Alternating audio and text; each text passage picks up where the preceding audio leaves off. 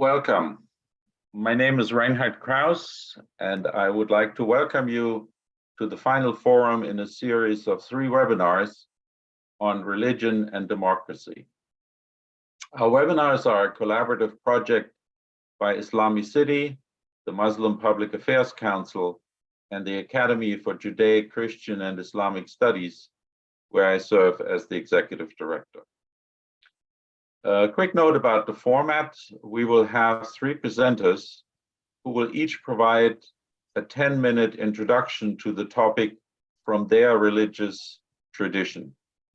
This will be followed by a conversation by the 3 panelists and the 3 responders, as well as questions from you, the audience.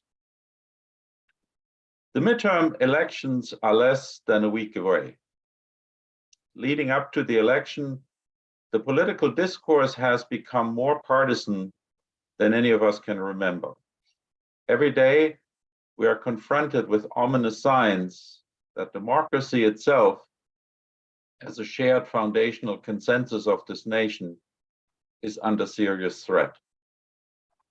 In this perilous moment, we decided that it would be important to raise our voices and articulate why democracy matters to people of faith, not just to one particular faith tradition, but to people from a broad spectrum of religious perspectives. Is religion a purely private matter concerned only with the interior life? Or does religion also need to play a role in the public arena, in the busy marketplace of ideas? The proponents of a strictly non-political nature of religion overlook that every religion contains ethical mandates, not just for individuals, but also for interpersonal and communal relationships. Core religious values such as compassion and justice require people of faith to be concerned not just with themselves and their own group, but with the protection of equal rights for all members of society, especially minorities.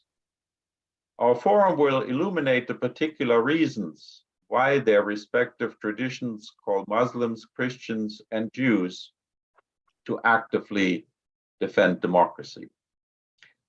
As our first presenter for tonight, we welcome Rabbi Dr. Elliot Dorff. Dr. Dorff is a prominent interfaith leader in the Jewish community, and from 2015 to 17, he served as president of the Academy for Judaic, Christian, and Islamic Studies. As one of the nation's leading Jewish ethicists, he is the rector and distinguished professor of philosophy at American Jewish University. I welcome Dr. Dorff to give us an introduction to the topic from the Jewish tradition. Good evening. In some ways, the democracy as we know it was really unknown in the ancient world and into the medieval world. If you think about the Bible, yes, in the very first chapter of Genesis, we are each created in the image of God, and therefore each of us has to respect one another. That doesn't mean we have to like everybody, or it certainly doesn't mean that we have to condone what everybody else does or thinks. But it does mean that there's a certain image of God in each one of us, and that you would think might be the basis, the theological basis for democracy. But the Bible doesn't show Jews ruling their country that way. I mean, originally it's a theocracy with God appointing Moses to lead the people, and Moses, Joshua, and so on through the judges and through the judges, and then you get Samuel. The people want a king, and so Samuel acquiesces to that at God's command, and you get Saul and the rest of the kings during the First Temple period, during which you had kings and you had priests and you had prophets, but nothing like democracy. Then after the destruction of the First Temple in 586 before the Common Era, Jews were living under the Babylonians and then the Persians, and we don't really know what kind of communal structure they had, if they had any. The next time that Jews are ruling themselves is during the Hasmonean period, from roughly 165 before the Common Era to 63 before the Common Era, when the Romans marched into Jerusalem. And as far as we can tell, during the Hasmonean period, it was really military leaders that were ruling this Jewish state. And then from that point on, the Jews lived under the Romans, under the Greeks, and then under the Romans, and then under the Muslims and under the Christians.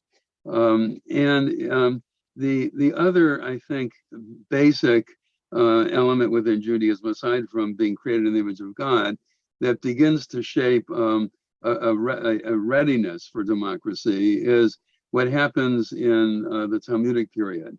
Now, this was only among rabbis, but still, if you've read any Talmud at all, you understand that it is one page after another of arguments. And that kind of very feisty, argumentative way of interacting with each other is, of course, a really important kind of basis for democracy, where you have to listen to other people, you have to, at least credit them with the possibility of being right, and if not, then you have to figure out why they're not right. And it's the kind of thing where, much later on, you get the classical Jewish joke that, where there are two Jews, there are at least three opinions. Except that I mentioned that one time at a scholar in residence weekend, and a man came up to me afterward and said, "Do you really need two Jews for three opinions?" And that comes very much from this Talmudic way of interacting with each other, which I hasten to add here is not because we're nasty to each other. It's rather really out of a very deep sense of respect. Because what it means is that you have to listen to the other person. You have to take that person's argument seriously, ask more questions if you need to, challenge the argument if you don't think it's right. And that kind of deep respect also comes from an even deeper sense of humility about what human beings can know. God may be omniscient, but no human being is. And so consequently, if we are going to be able to create any kind of wise public policy, we're going to have to be able to listen to each other and learn from each other and argue with each other, but do it respectfully. The third, I think, basis for democracy within Judaism came during the Middle Ages. And I'm reading now from an article that was in the Jewish Journal by Samuel Hyde, a writer-researcher at the Institute for Monitoring Peace and Cultural Tolerance in Tel Aviv. Whether Jews lived under Muslim or Christian rule from Spain to France or later in Germany and Eastern Europe, they first desired a place of worship and also desired a location where children could learn about Jewish historical norms. They quickly realized that the only way to accomplish this without a state or political power was through a voluntary electoral system. European Jewish communities, some of which were large and some of which were small, were only established when a sufficient number of Jewish people assembled and decided to set up the community by electing some members as chairmen, secretaries, or treasurers. The system was not based on rabbinical authority, but on the people's ability to elect their own leaders. Sometimes the elected leaders were rabbis, and sometimes not. Some communities were more egalitarian, and some were less. Some were more oligarchic and allowed members of the same family to be continually elected, and some were less oligarchic and placed limits on the members of any family that could be elected at any given time to community leadership. But if you look at the histories of these Jewish communities, each of them operated as a little bit of a city-state, or a polis, if you will. Jewish people might not have had a state, but they had been adopting community politics in the normative ways of modern elective democracies for centuries. Their electoral systems were not short of political fights or cliques. There were and there were all the nice and nasty aspects of modern democratic politics that one finds in Israel today. People seceded from a community because they didn't like the rabbi or the leader and moved across the street or to a nearby hill and set up a different community. It was through this process that Jews became articulate in their understanding of how to elect, create coalitions, fight the opposition, and create the basic consensus of voluntary taxation. So that kind of historical background set the stage for what happened when in 1948 the state of Israel was established, and it was immediately a democracy, which again was not the case in either the First Temple period or the Second Temple period under the Hasmoneans. But I think it came from these three elements that I've been mentioning, namely the ultimate assumption the assertion in the first chapter of Genesis that each one of us is created in the image of God and therefore needs to be respected. That secondly, the Talmud with its record of argumentation, which was done originally only among rabbis, but that very quickly spread to lay people as well. And then this long history over the last 1,000 or so years of Jewish communities coming together to be able to worship and to have education for their children, and learning both the mechanism of being able to elect people and to trust them to carry out their duties faithfully, and to have some kinds of checks and balances to make sure that they do.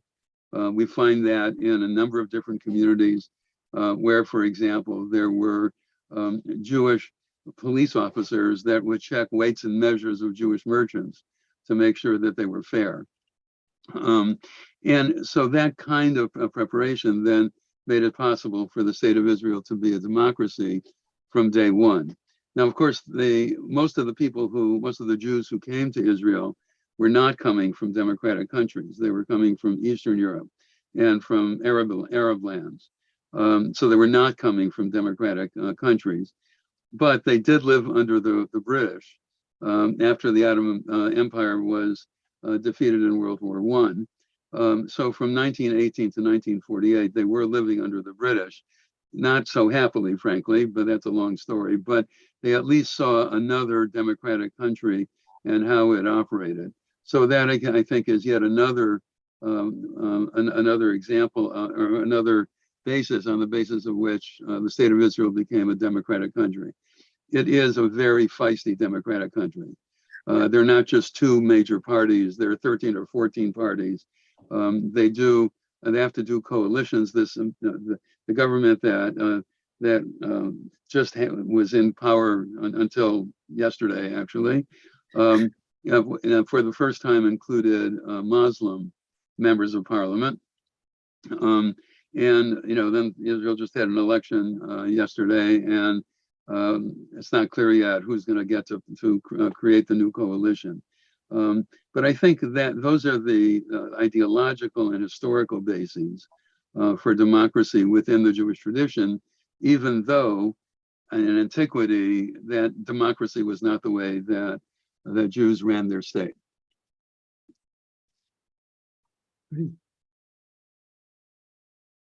I'm done.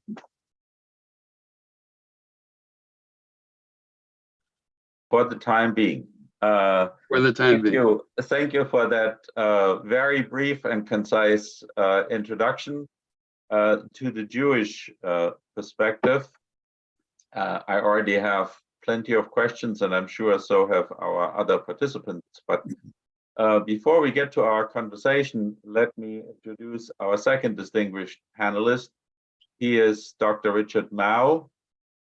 Dr. Mao is an American theologian and philosopher, and he served as president at Fuller Theological Seminary for 20 years, from 1993 to 2013, and continues to hold the post of Professor of Faith and Public Life.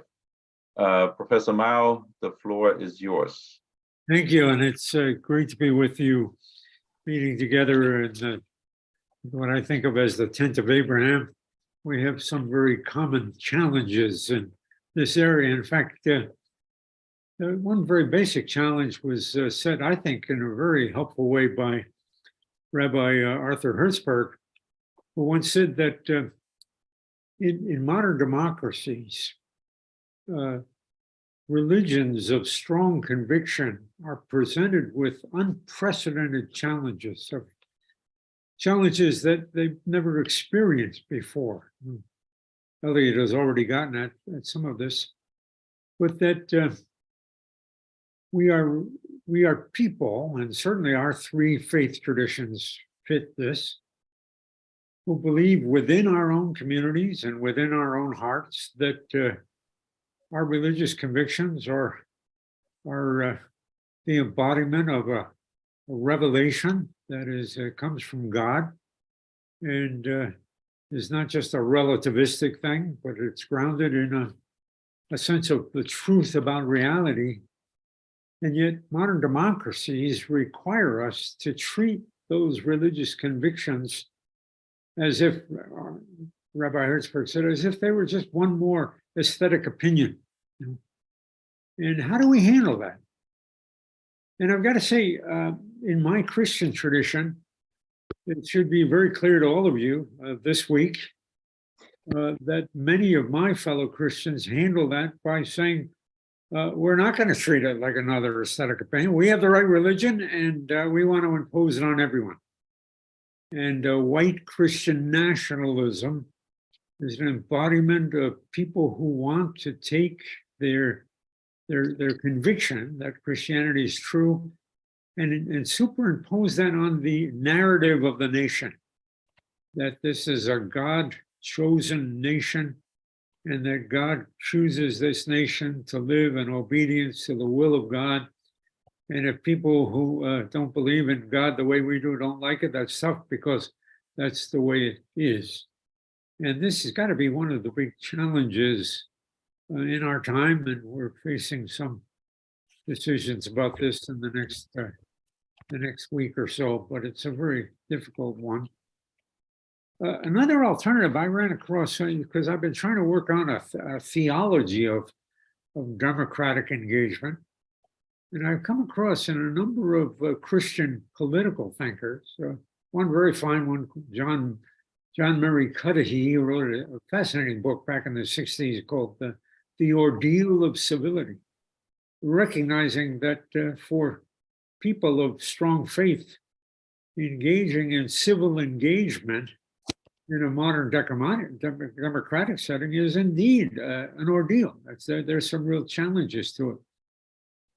But he said, yeah, we do have the truth, and that's going to be clear someday.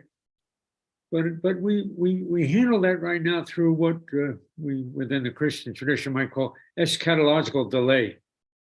And that is, we're not going to win the battles now. We're not going to be able to convince everybody of the truth now, and we ought not to try. But there's coming a time in the end time when the people who disagree with us will get it, because God's going to make it clear that we were the right ones all along. So that sense of eschatological delay, he finds other Christian political scientists, a guy named Glenn Tinder, who argues the same kind of thing. I'm not very attracted to that, because what it really means that I look at people whom I disagree with, I say, yeah, I'm being patient with you now, and I'm finite, and I'm not going to try to impose things on you, but I do want you to know that it's one of my convictions. You're really going to get it someday. I'm not very happy with that attitude. But a third one is one that Elliot already pointed to, in what we might think of as a Talmudic spirituality for democratic engagement. And that is to find resources within our own traditions for understanding the importance of simply getting along with other people. That happened in Jeremiah 29, when the people of Israel were carried off into exile, and Jeremiah comes and says, look, here's the deal. You don't have a temple here. They're going to have godly rulers. Well, you got to hang in there, have children, and have them multiply, and build houses and plant gardens, and seek the shalom of the city in which I have placed you in this time of exile. For in its shalom, you will find your shalom. And that there's something within the Christian and Jewish tradition, certainly, that says that God wants us to engage other people. And this means that we enter into the democratic experiment, the large democratic dialogue, with a willingness to learn from others, learn where we've been wrong, get corrected by people, and also learn about the experiences of other people and how the civic bond, the political bond can best serve other people. And I think that, you find that being argued marvelously in places like Robert Bella's and his team's group, team back in the 1980s and Habits of the Heart, where they talked about the need for a kind of engagement where we really learn from each other and to engage in that kind of learning.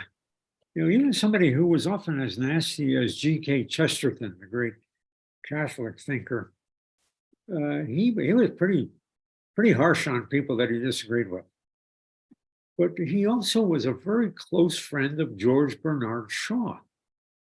And people were puzzled by that. And a reporter once asked him, how do you, as this very conservative Catholic, very quick to point out the fault of others, but you seem to get along fine with George Bernard Shaw, who would seem to be your enemy? And he said, well, yes, he is my enemy, but George Bernard Shaw and I know how to argue. And he said, there isn't much arguing going on in contemporary culture, a lot of quarreling. But he said, arguing takes work. And it's hard to come up with a good argument between two people. And Shaw and I have learned how to argue. So he said, I guess you could say I count him as my friend, but I also want to say I count him as one of my favorite foes because he knows how to argue. And I think that's one of the things we've been losing in our culture with the tribalism, much of the culture that's fostered by the horrible stuff, the internet and conspiracy theories and the like.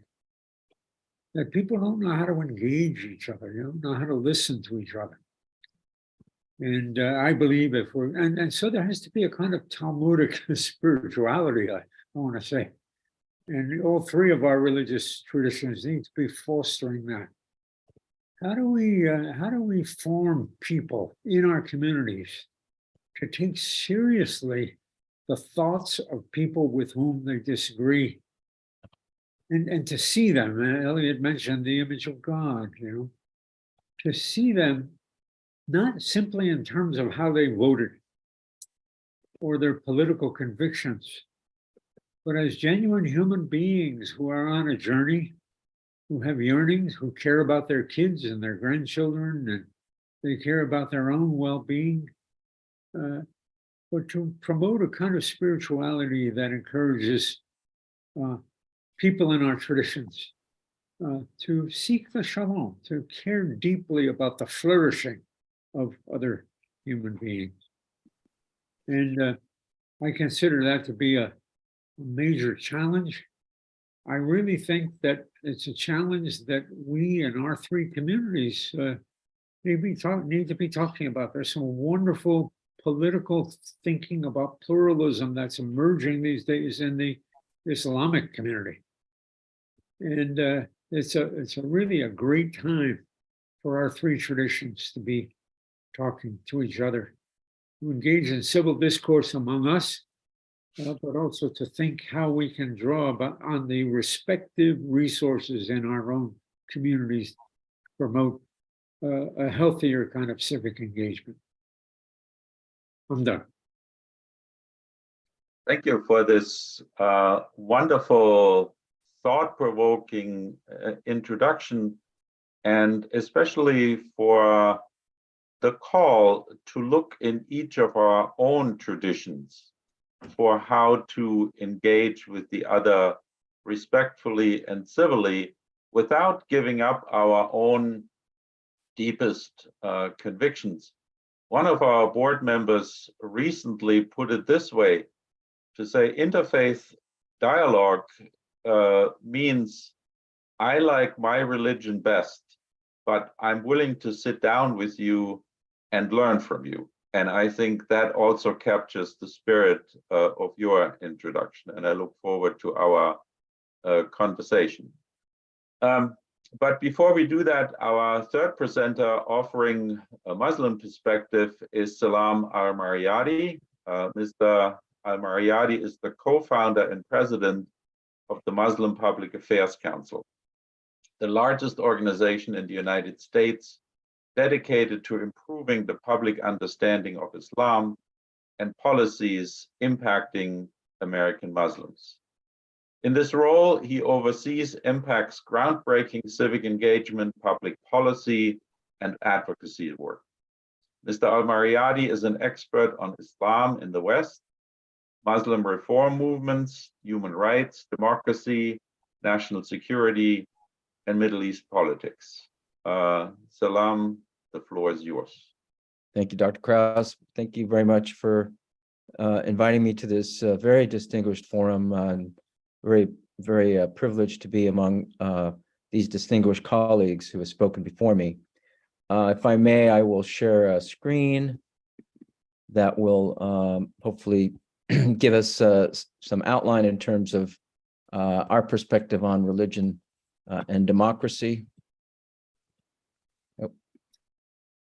I think we first have to step back and talk about secularism and how religion or how secularism interacts with religion. In the examples of Europe and even parts of the Middle East, where there are laws against demonstration of religion in public life, it is viewed as actually being anti-religion. And the example in France, for example, is the idea that the government would go and prosecute people who are wearing the hijab or even wearing burkinis at the beach. Whereas in the United States, the definition of secularism is being neutral on religion or even religion friendly. Whereas where in the US government is actually defending the hijab, going and prosecuting hate crimes against women who are discriminated because of their hijab, or the US government going to Murfreesboro, Tennessee, and declaring that Islam is a religion so that the Muslims there can build their mosque. So I think we have to look at how secularism is differentiated throughout the world in terms of its interaction with religion.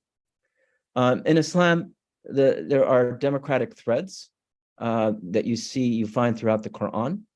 For example, in chapter 3, verse 110, this is the verse on what's called the public interest, al-maslaha, where it says, "You are indeed the best community that has ever been brought forth for the good of mankind. You enjoin the doing of what is right and forbid the doing of what is wrong, and you believe in God." So the definition of the best community is that community which promotes the best of social benefits and prevents the worst of public harm.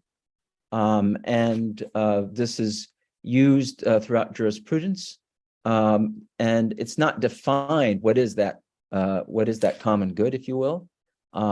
It is up to the community and the people and their appointed leaders to determine that. Unfortunately, this verse has been exploited by governments in the Middle East, like Iran and Saudi Arabia, that use this verse to establish committees to enjoin the doing of what is right and forbid what is wrong, that become morality police, which is really a bastardization of this verse. Shura is mentioned in the Quran as well. It defines those who are God conscious, those who hearken to their Lord and observe prayer, and whose affairs are decided by mutual consultation, which is Shura.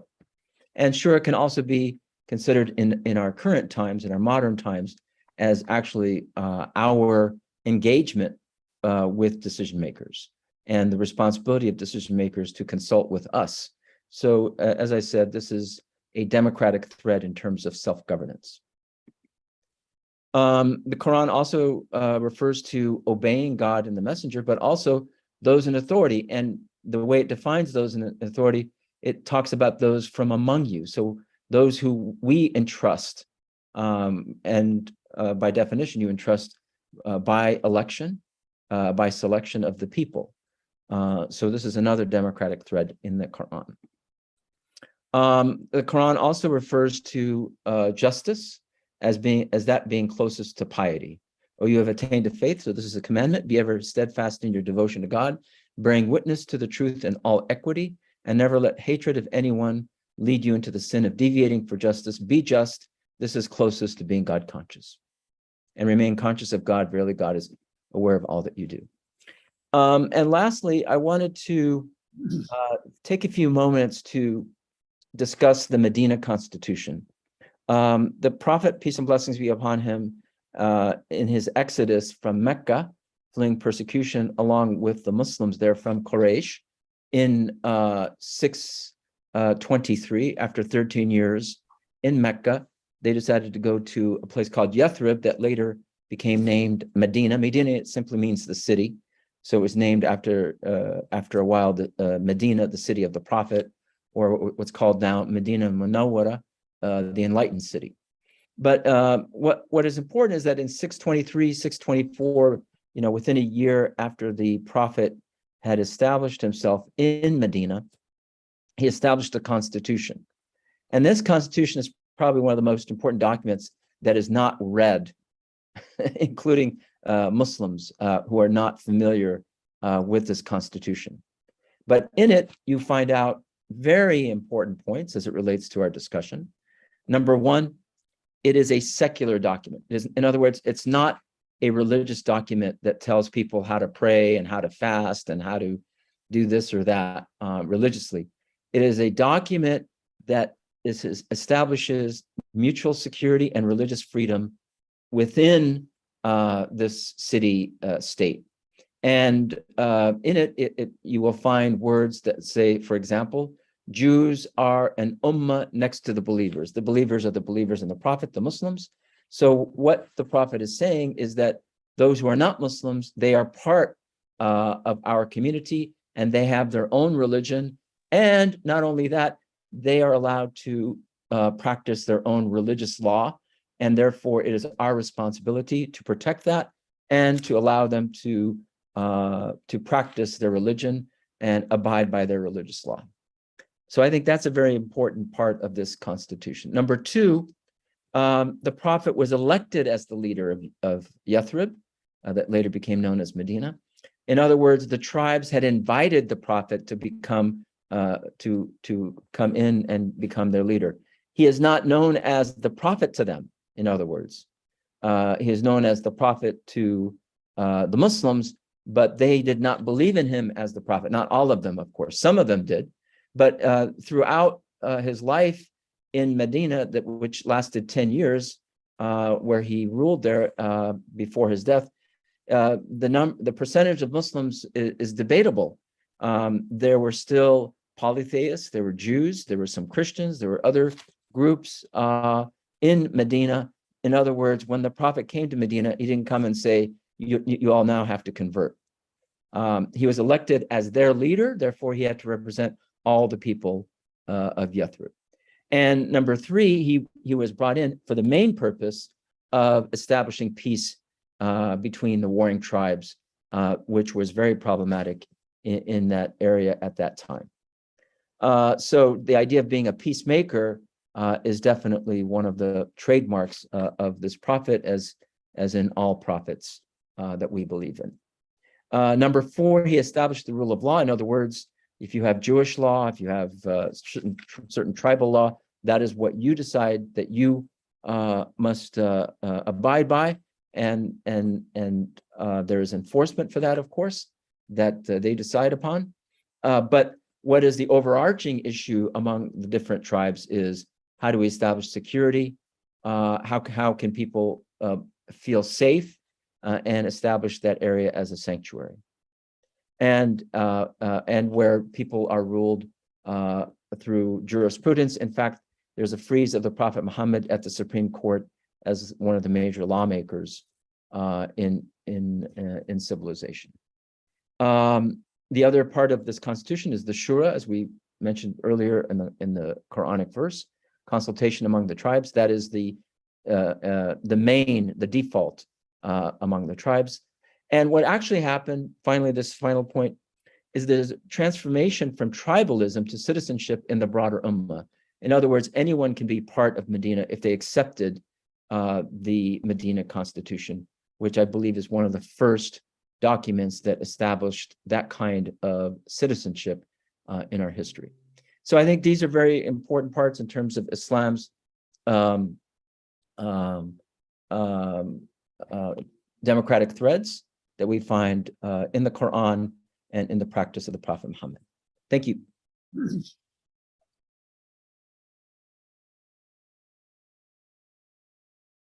You're muted, Reinhard. I've Yes. captured you. Thank you. Thank you. Thank you. Thank you. It's fascinating that you say this important document should be known more publicly and more widely, and also among Muslims. So it would be wonderful to maybe have another whole webinar on this. But before we do, I would like, now you are muted. Number one, I think Kenan and I would definitely love to dive into the media constitution with whomever is interested. And I also want to give credit to Dr. Javad Hashmi, our new research director and strategic communications director, who helped me with these points. Yes, he was part of our first webinar, and those who are interested can watch that online, the recording. I am aware that I would like to give the floor now to our respondents and give them the chance to respond to what they have heard and ask questions and provide comments. I know that Kenan Tawil has to leave us a little early today, and so I would like to give him the first chance to respond. He's the program director for Muslim student life at Loyola Marymount University, and he also serves as co-president and treasurer of the Academy for Judaic, Christian, and Islamic Studies. So, Kenan. Thank you so much, and thank you to all of our speakers this evening for wonderful, enlightening presentations. It's been such a joy to take part in this webinar series and to hear all these different perspectives, so I really appreciate that. I have a couple questions I'd like to ask, but I guess just the main one that I'll start with is, you know, obviously we hear a lot about the threats to democracy in the news. So I guess my question, and it's for all three of the speakers, is do you think that those threats to democracy pose a serious threat to our faith traditions and to religious freedom by extension? And if so, how should we respond to that other than just voting?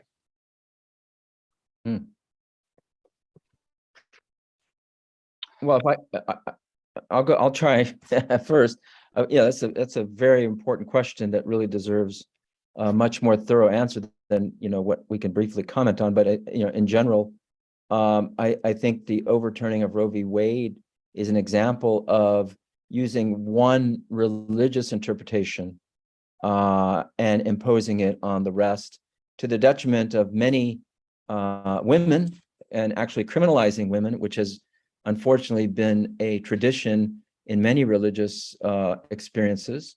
And so that is one threat to democracy. The second threat is the marginalization of voters throughout our country in terms of determining that, and the idea that if that group doesn't win, they will not respect the election. So the idea of peaceful transition of power is now under threat, which has been a hallmark of our democracy. So all these are problems in terms of the challenge to democracy, political violence now, which is another word for terrorism as a result of it. And so we could be on the verge of civil unrest, if not civil war, down the line. At some point, we have to resolve these issues. And I would say the number one way to push back against that is not just voting, but to be completely civically engaged on these issues at all levels of government and civil society. Yeah, I want to say I'm deeply disturbed by, I have been for a number of years, by the Islamophobia in our culture, and I think that the threat to democracy includes a threat to people who are not considered legitimate elements in the democratic experiment in the United States. More recently, I think we've seen horrible expressions of anti-Semitism.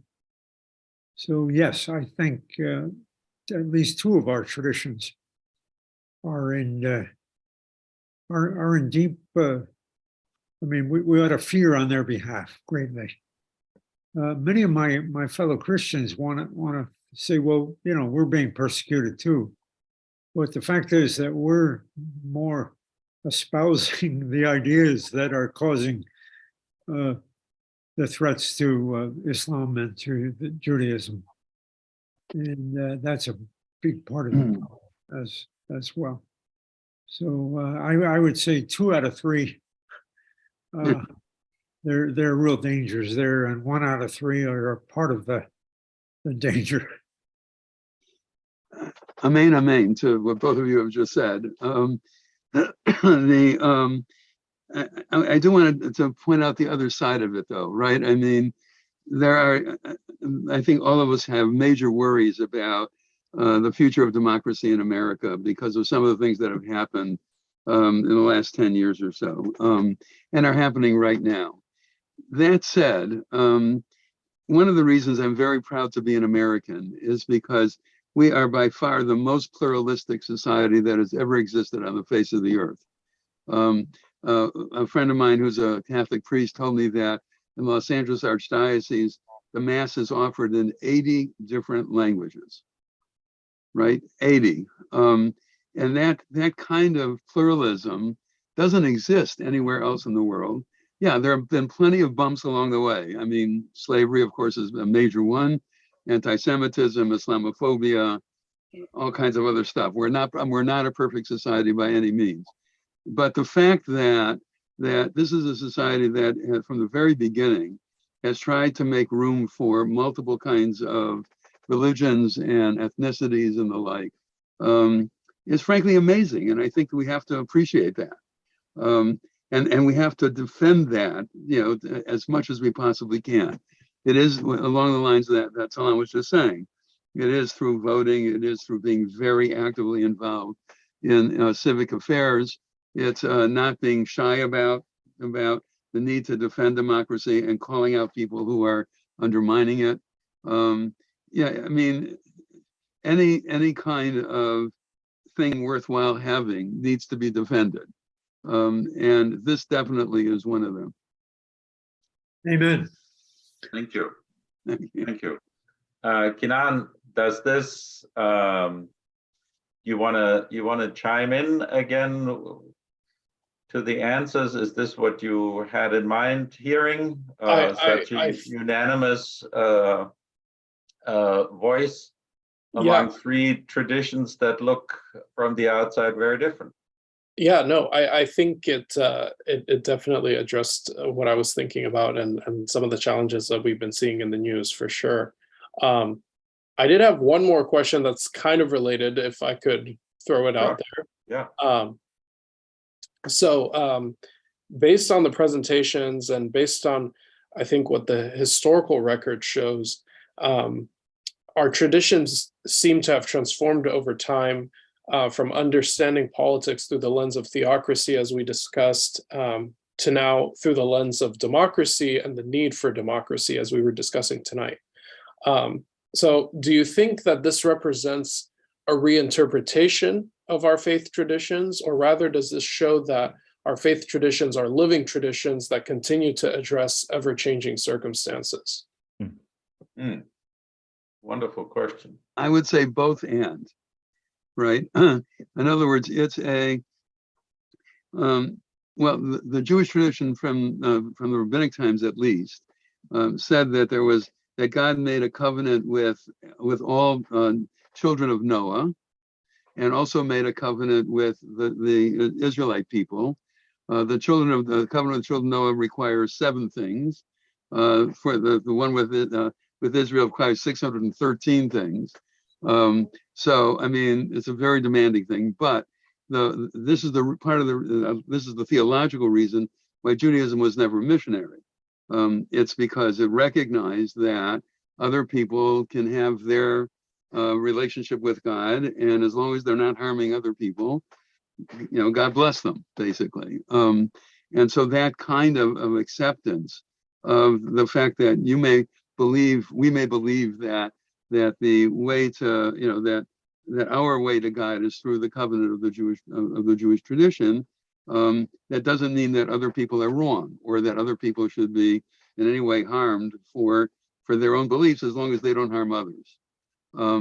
But in addition to that kind of sort of original documents kind of thing, every one of our three traditions is based on scripture, but then also based on the tradition of interpretation and application of that scripture by a variety of different people through the ages, right? So in Judaism, it became the rabbis, but the rabbis notoriously don't agree with each other, right? So inevitably, and by the way, that's true today as well, they were very authentic that way. So that, I mean, it's, but that's, I think, a healthy thing, because again, nobody is omniscient. And so consequently, it's really important, if we're going to figure out to the best of our ability what is true and wise and good, the only way we're going to be able to do that is if we have serious discussions with each other on issues that affect us all. Remember that for the vast majority of human history, everybody thought that the world was flat.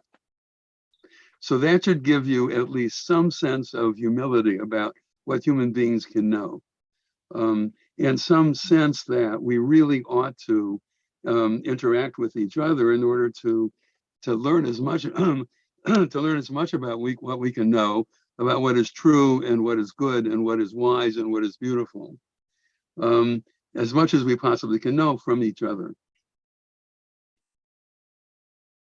Yeah, I mean,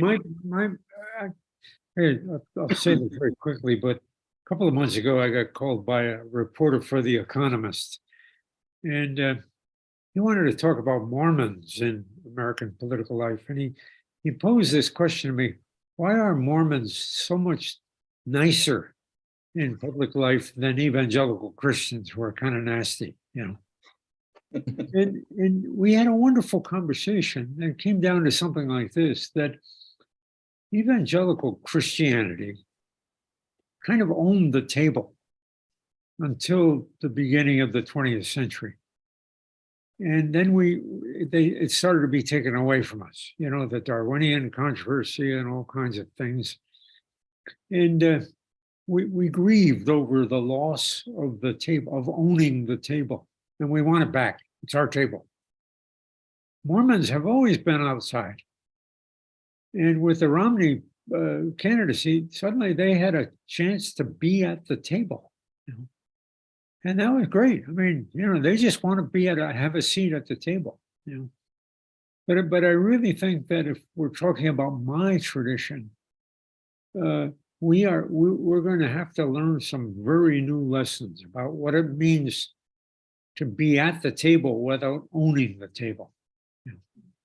And this is a big issue. And I think there are people in each of our communities also who may have to learn those lessons as well. But it's really, and when I'm talking about Christianity, I have to say Black Christianity never owned the table. And so they represent a different voice and a different experience with the American experiment than white Christianity. And we have a lot to learn from them as well. And they ought to eventually be a part of our conversations like this as well. Yeah, and I think if I could venture to comment, Dr. Mao, you are really in the vanguard of that transformation of evangelicals then, because you are a very nice evangelical. Don't tell Elliot that, because he doesn't. Oh, yes, indeed. I will affirm that. Absolutely.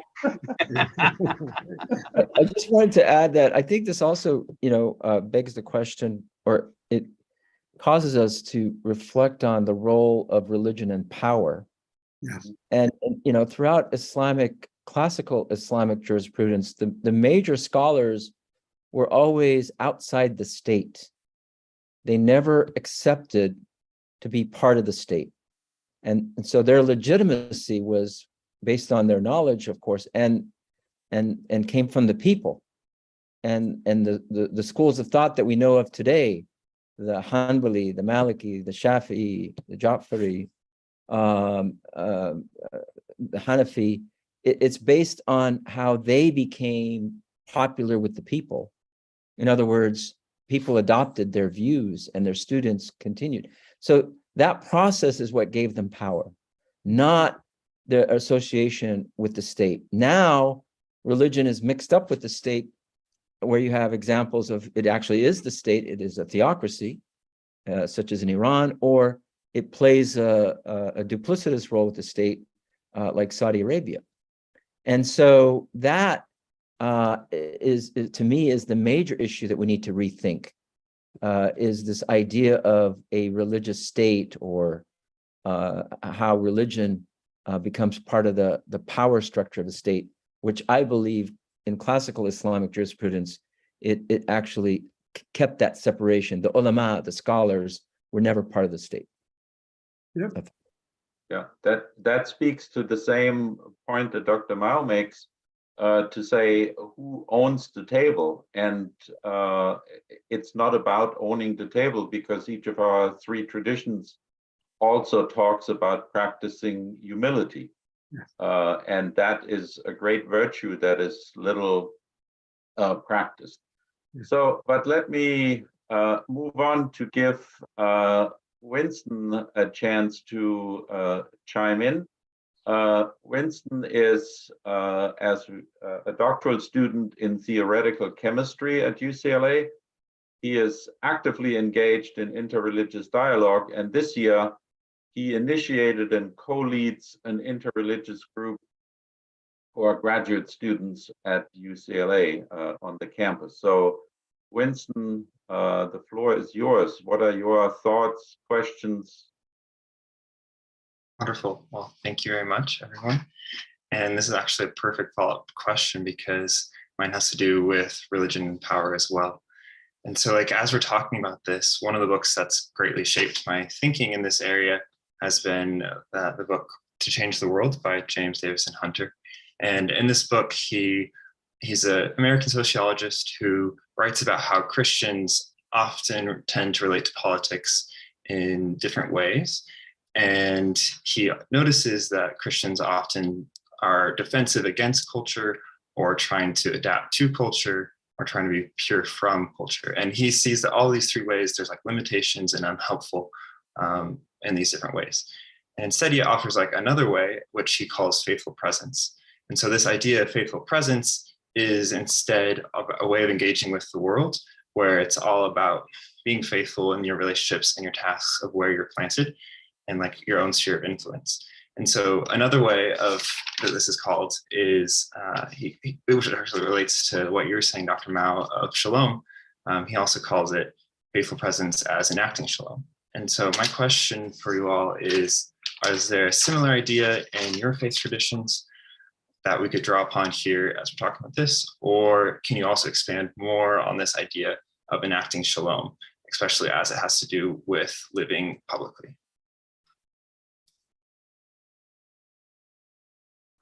Well, one of the things I think that even secular Jews who identify at all as Jews very much want to highlight is the Jewish notion of tikkun olam, of fixing the world.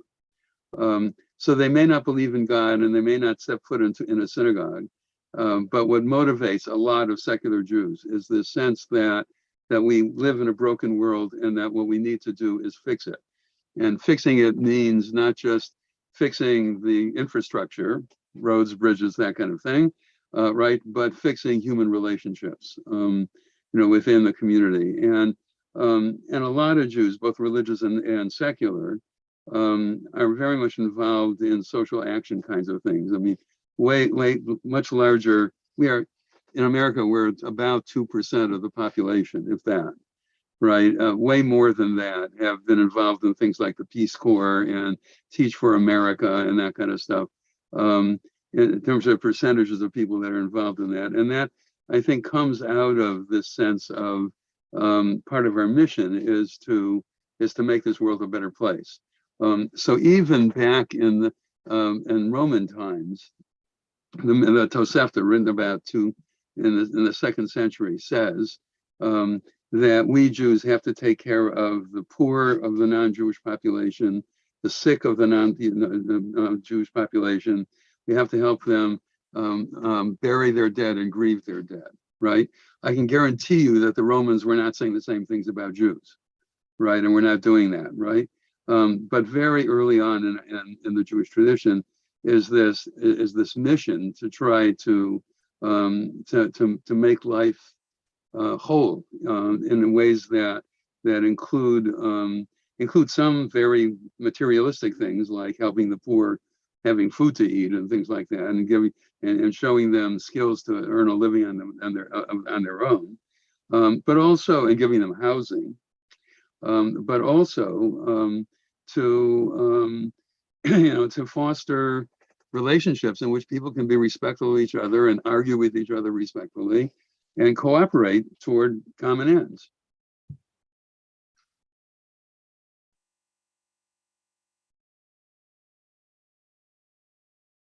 Who would like to chime in addition to saying yes to everything that Elliot has Yeah, said? ditto.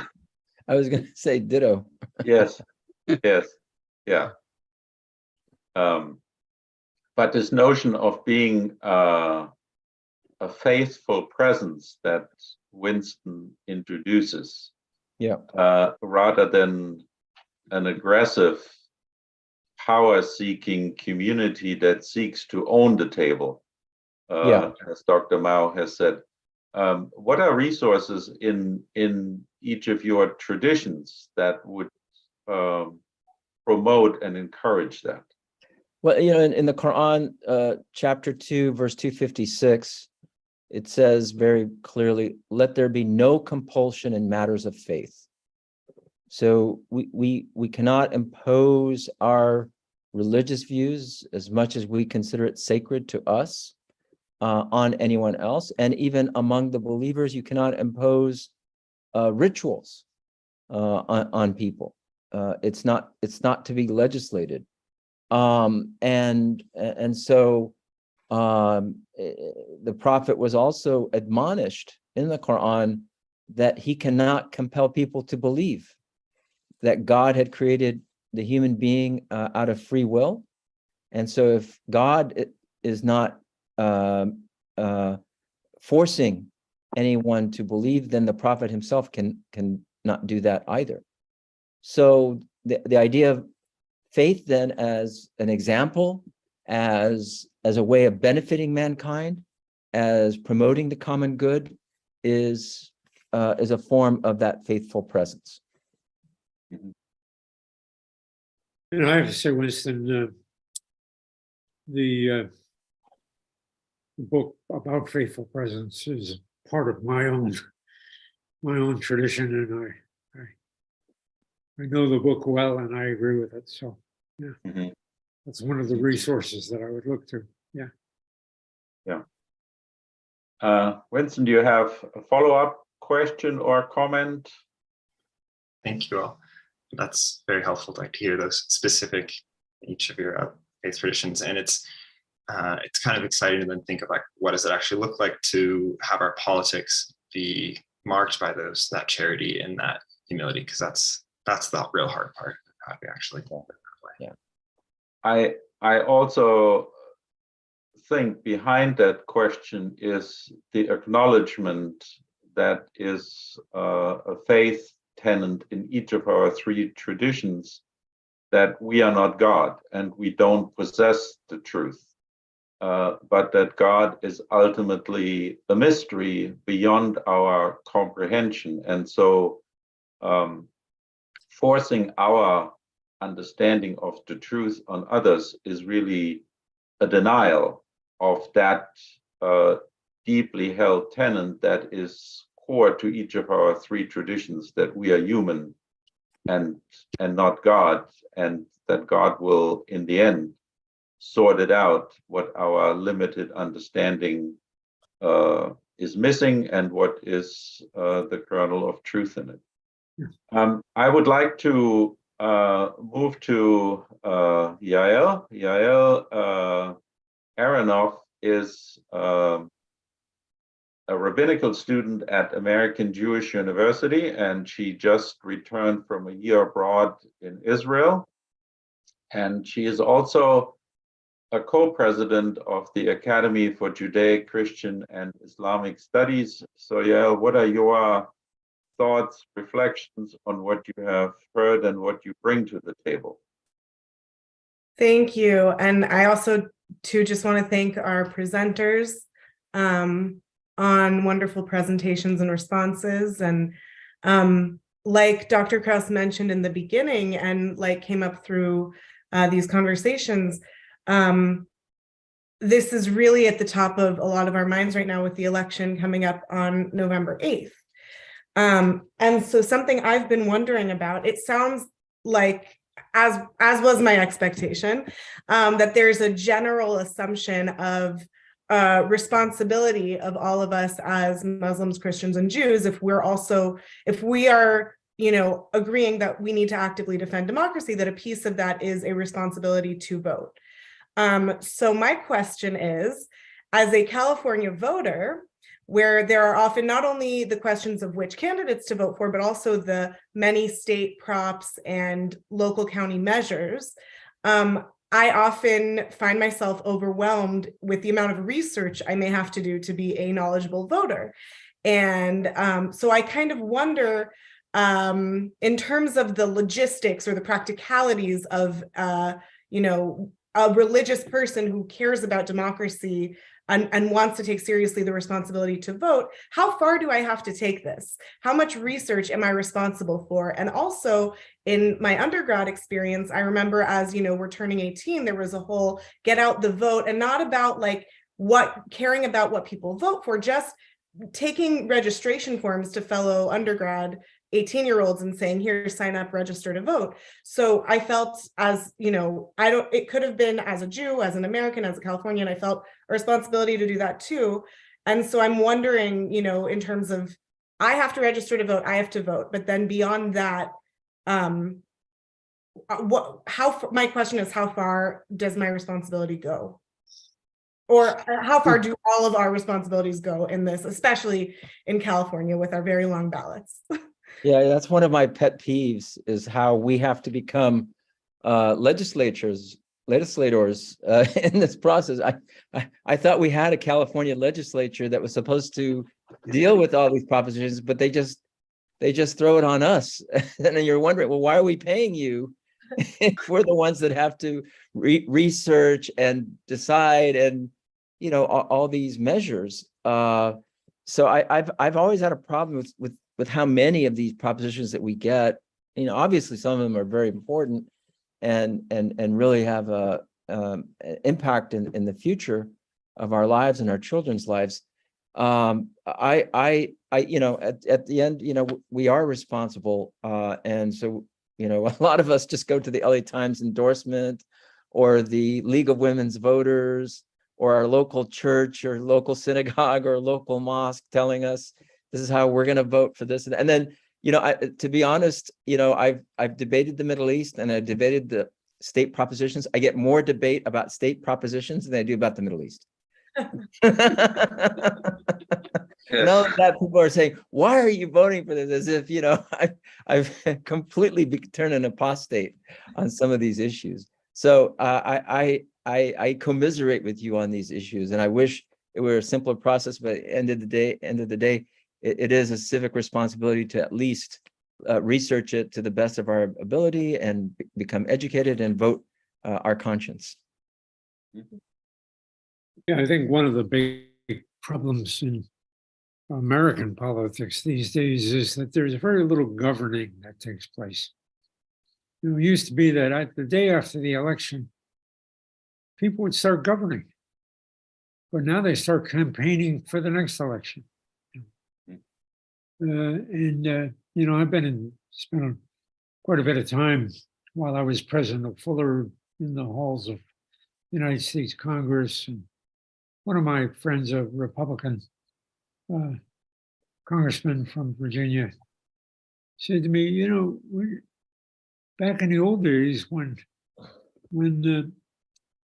Tip O'Neill and Ronald Reagan would shout at each other and criticize each other in public life, about an hour later, they would call and say, hey, let's get together and have lunch and have a couple of drinks together. And Yeah. there would be negotiation that takes place. But we don't see much of that anymore. And that means that we citizens are on our own a lot and trying to figure out policy questions and the like. And that's a scary thing. And I think we need to address that phenomenon as well as doing as much as we can actually to understand the issues. Just one piece of consolation, if nothing else. Back in the 90s, I think it was, maybe even earlier, there were like 6 or 7 different ballots, propositions on the ballot having to do with insurance, right? Health insurance, I think it was, right? And if you voted for one, it would cancel out, some of them automatically canceled out the others, right? And I mean, it was wild. And so I went to the head of our MBA program, Dr. Judith Glass, who had a PhD in economics from UCLA, right? And I said to her, Judy, tell me what to do here.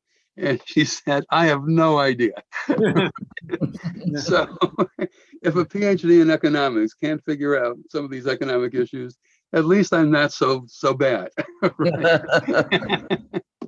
You know, and I think what you just heard is right. You do what you can in terms of understanding what's going on and get advice from whoever, you know, usually you like to agree with in one way or another, right? But it is important to, you know, to then vote for whatever it is that you think is the right thing. Because otherwise other people will vote whether you like it or not, right? So it really is important to get as much information as you can and then to vote. But you're not responsible for writing a PhD on each of these ballots.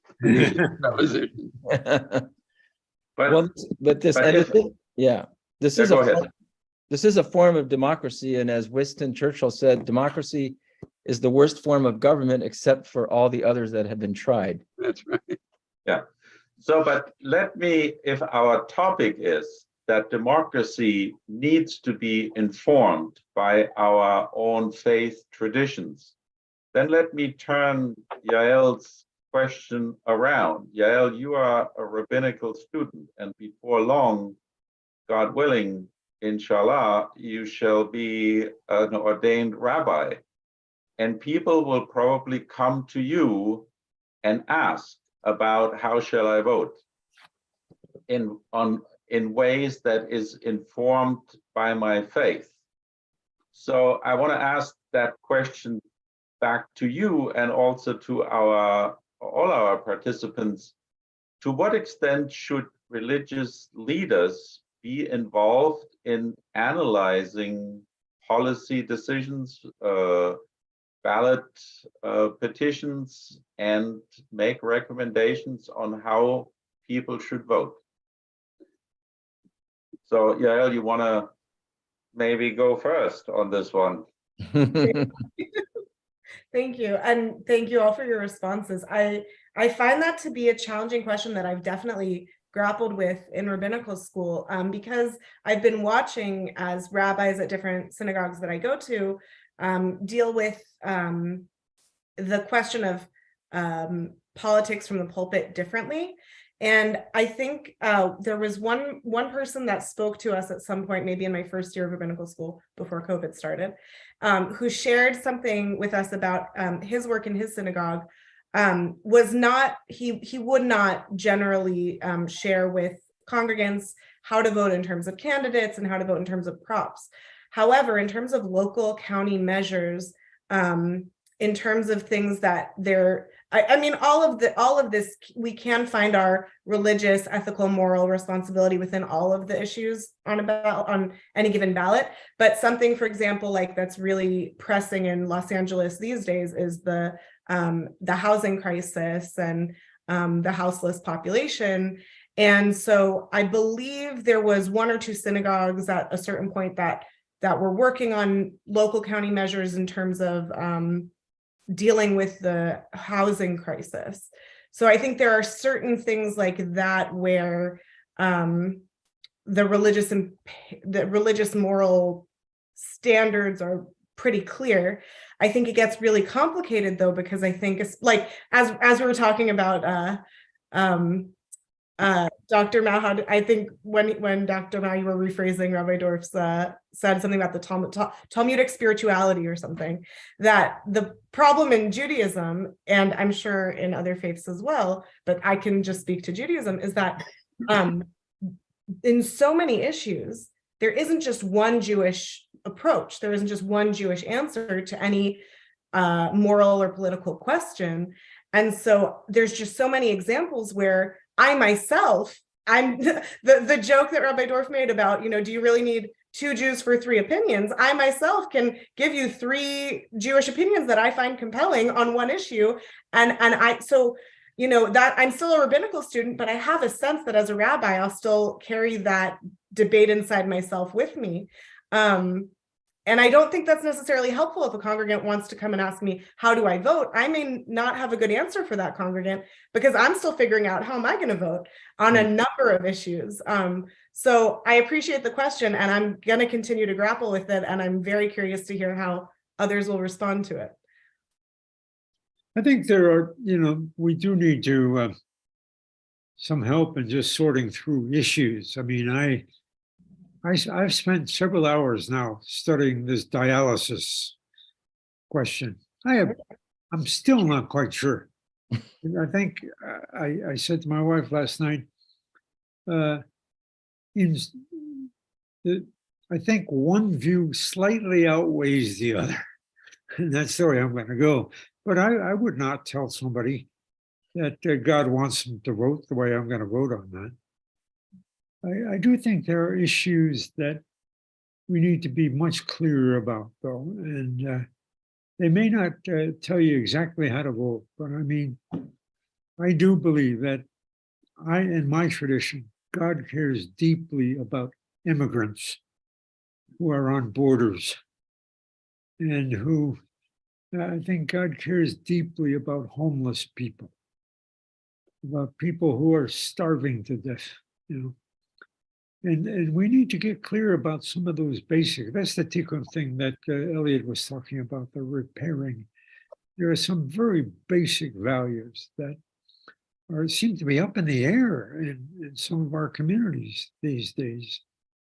And, the Middle Eastern situation is a tough one. The Israeli-Palestinian issue is a tough one. I think there are some fundamental convictions there that we ought to be clear about, and that doesn't give me an answer on that, and I'm not, but I do think that that we need to. There has to be a kind of moral political education that goes on, and it's not going to be in a sermon. I really think we need evenings where people get together and read a book about something and discuss it, where people watch videos. I keep saying to people, maybe the best thing a church group can do is on Wednesday nights to have kids who are really good with the technology put together a 3-minute video of Fox News and how it treats a certain issue, and a 3-minute video of CNN and how it treats that same issue. And then just say to people, what influenced you as you were watching that? Not so much, oh, who do you agree with? I mean, you put people on the defensive there. We've got to get away from that. Why'd you vote that way? But we need to teach people how to talk to each other. And talking to each other really means saying, help me to understand your view better. Is this the way you would put it? And so we need a whole discourse of civic engagement that's very different than putting people on on the spot by making them defensive. You say, why did you vote for Trump? You're putting that person on the defensive. But hey, what are your friends who voted for Trump most influenced by? You know, and that gives them a chance to be kind of amateur social psychologists and give us a different kind of answer than being put on the defense. And so there has to be in the synagogue and in the mosques and in the churches a kind of moral education. Ronald Demon, who was the dean at Harvard Divinity School, once wrote, as a Lutheran theologian, he said, the local church needs to be a workshop in developing the kind of character that is necessary for public life. And I keep thinking, what does that mean? You know, at the synagogue, in the mosque, these two have ways of forming character that is essential to our lives as citizens. And that's a big challenge in itself. Thank you. Somebody wants to chime in with that question? There's two things. First of all, just by law, a synagogue, a church, and a mosque have to be very careful about not violating IRS restrictions about what you present. So if you're presenting, you have to present all of the candidates for an office if you're going to present any of them, and you can have discussions at both sides of any kind of issue. It doesn't necessarily mean that you can't say that my understanding of my tradition would say that we really need to vote, say yes on Proposition 1 this time around, right? So I mean,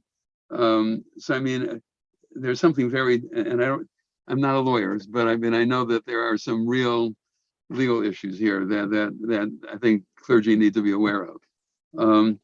The other issue is that, and there was actually, I was part of a forum in which congregational rabbis were talking about whether they would talk about political issues from the pulpit. And there was a whole range of opinions on that, ranging from never, right, to yeah, that's exactly what my rabbinate is all about, right? And I mean, I think it's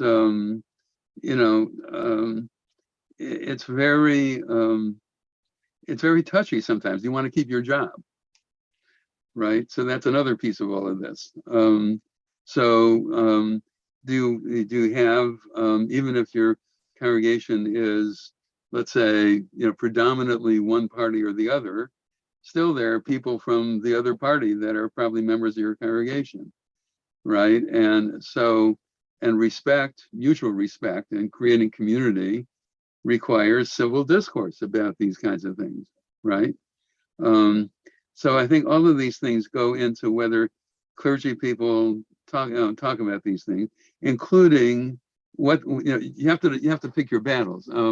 What really matters to you as a person of faith, as opposed to what kinds of things might matter, but they're not the top priority. I think you have to do that too. Yeah, I want to take it from a look. Yeah, I agree with everything that's been stated. From another angle, there are other countries that have the same words in their constitutions or their founding charters about freedom and about liberty and so on and so forth, but it doesn't mean anything. They're just words on paper. And in many ways, even the words in our Constitution and the Bill of Rights are just words on paper. What is giving it life? It is civil society. And religion is a part of civil society. We have to be part of that mechanism that brings these words to life and applies them. And when we feel that they're violated, we are at the forefront of speaking out of that injustice.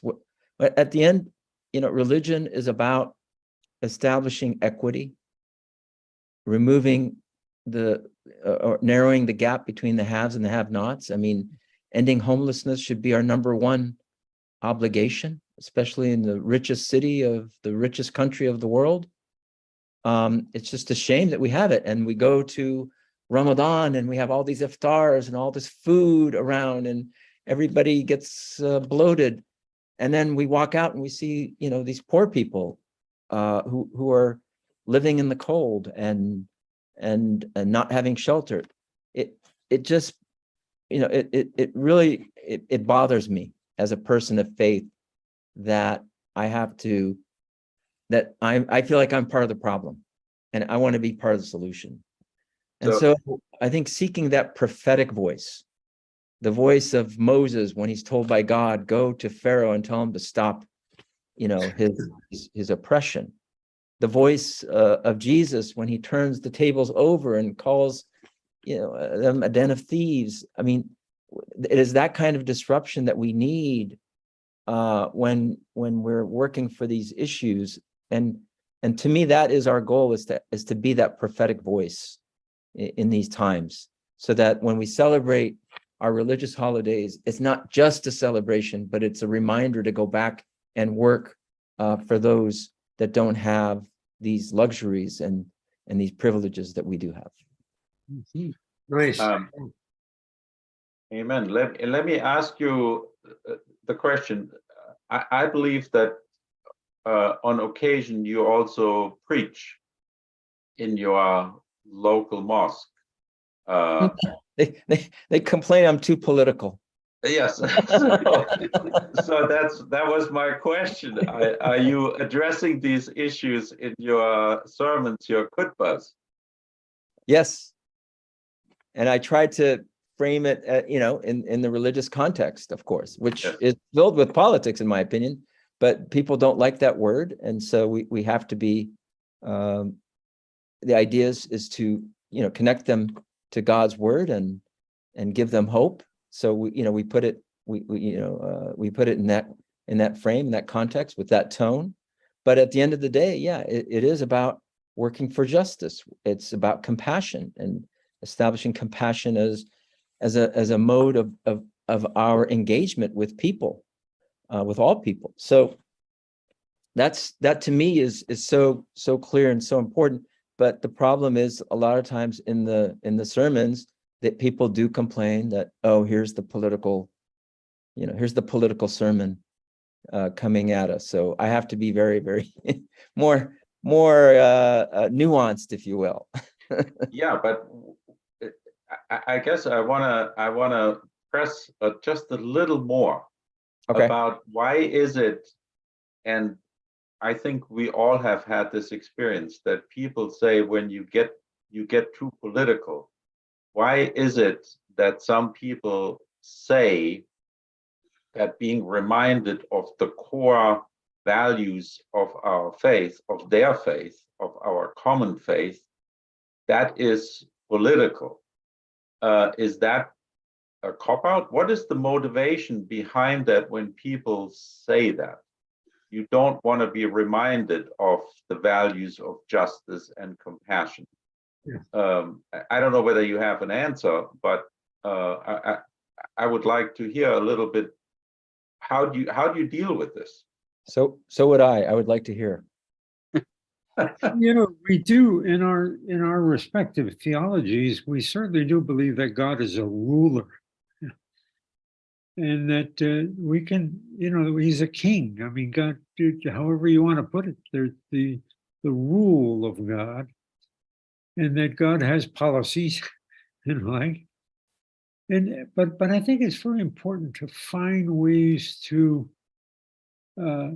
reach people where they are, and to appeal to what they've already committed themselves to. In my world, there's huge issues over whether you, on Memorial Day weekend or 4th of July, whether you have patriotic songs in church. Yeah.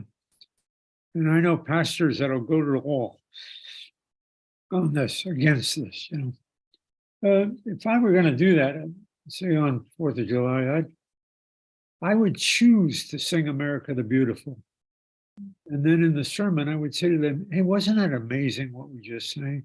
God, mend thine every flaw. What did you think of when you sang those words? Isn't that wonderful that we can ask that God would shed God's grace on our nation and mend our flaws? You know? Now, I'm not introducing to them a new thing. They sang the song, for crying out loud. You know? Right.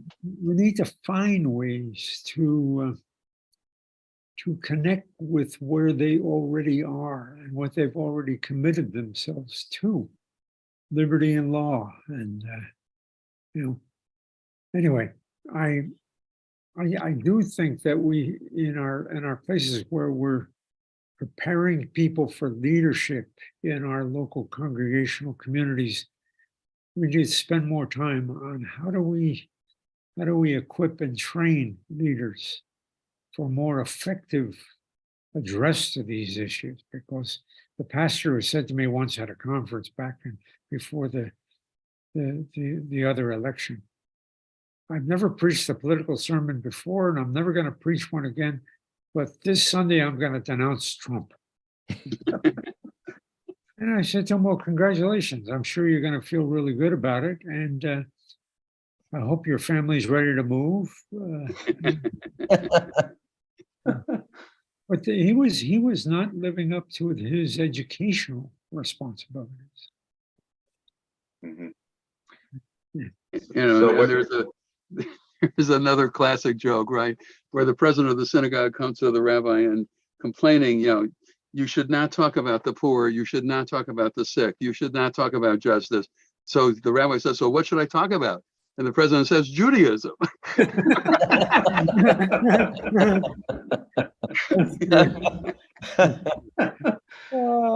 Wonderful. We are coming to the conclusion of our conversation, and it really was a conversation. It was not a debate, it was not a discussion, and I do think it also has modeled what a civic and civil conversation across traditions, across different cultures can and should look like. So I would like to thank each and every one of you for your thoughts, for your insights, for your illuminating reflections. And I would also like to thank our audience, for whom I think this has provided lots of food for thought and perhaps some guidance where to make the crosses next Tuesday. So thank you again, and good night.